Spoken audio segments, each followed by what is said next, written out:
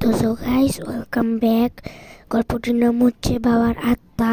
বাবা, তুমি কি পাগল হয়ে গেছো? এই ঝড় বৃষ্টির মধ্যে বৃদ্ধাশ্রম থেকে চলে আসার মানে কি?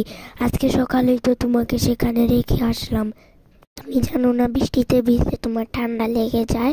তুমি জানা সত্ত্বেও ওই বৃষ্টিতে ভিজে তুমি আসলা কেন? আর আসছো তো আসছো, ঘরে না এসে এই বাগানে দাঁড়িয়ে আছো কেন? তুমি আর আমাকে কত জ্বালাবা? কবে নিজের খেয়াল রাখা শিখবে? একটানা কথাগুলো বলে গেলাম বাবা উদ্দেশ্য করে। বাবা আমার কথায় কর্ণপাত না করে উল্টো দিকে হাঁটা শুরু করলো।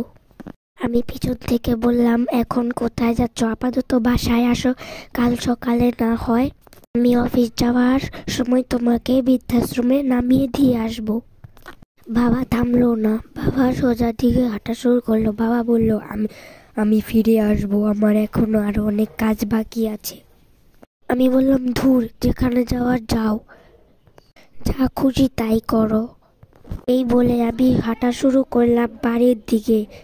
আমি ফজর রাবি আর আমার স্ত্রী শাইলা, আমরা দুজন নেই চাকরিজীবী হওয়ায় বাবাকে খেয়াল রাখার মতো কেউই নেই। বাড়িতে মা মারা গেছে কয়েক বছর আগে। শাইলার কথা মতো শহরের সব থেকে ভালো বৃদ্ধাশ্রমে রেখে আসলাম বাবাকে। বাবা অবশ্য রাজি ছিল না, এক প্রকার ধমক দিয়ে বাবাকে রেখে আসলাম বৃদ্ধাশ্রমে। সকালে বাবাকে বৃদ্ধাশ্রমে রেখে আসছে, কিন্তু রাত হতে না হতেই বাবা ফিরে এসেছে।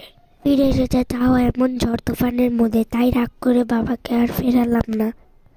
সো গাইস, তো গল্প এতটুকু ছিল। তো কে পার্ট 2 দেখতে চাও তাড়াতাড়ি কমেন্ট করো।